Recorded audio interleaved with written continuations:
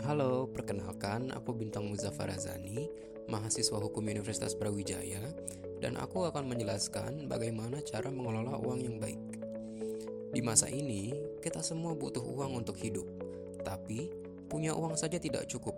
Kita juga harus tahu cara bagaimana mengelolanya. Tanpa perencanaan yang matang, uang sebanyak apapun bisa hilang begitu saja. Nah, di sini aku akan bagikan 3 prinsip dasar bagaimana cara mengelola uang yang bisa langsung kamu praktikkan. Prinsip yang pertama yaitu pemetaan aliran uang. Pemetaan aliran uang adalah mencatat pemasukan uang serta mengalokasikannya ke hal-hal kebutuhan yang tepat.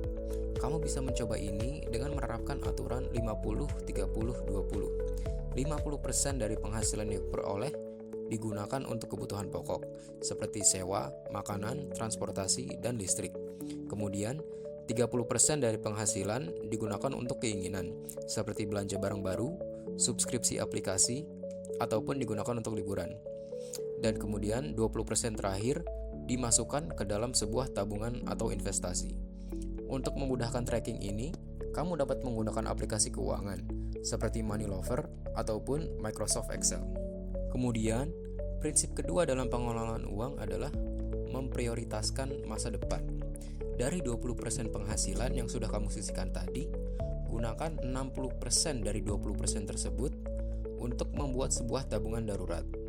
Dan kemudian gunakan sisa 40% dari 20% tadi untuk berinvestasi, seperti dalam deposito, valuta asing, reksadana, dan lainnya.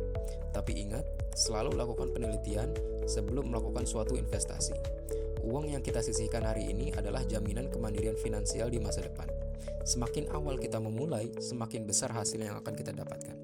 Selanjutnya, prinsip terakhir yang harus kita lakukan adalah menghindari jebakan utang. Utang bisa menjadi musuh terbesar kesehatan finansialmu jika digunakan untuk hal yang salah. Hindari penggunaan kredit untuk barang-barang konsumtif dan gunakan hanya untuk hal-hal seperti aset produktif, yaitu aset-aset yang digunakan untuk menghasilkan pendapatan, ataupun biaya-biaya mendesak seperti biaya rumah sakit atau biaya perbaikan barang darurat.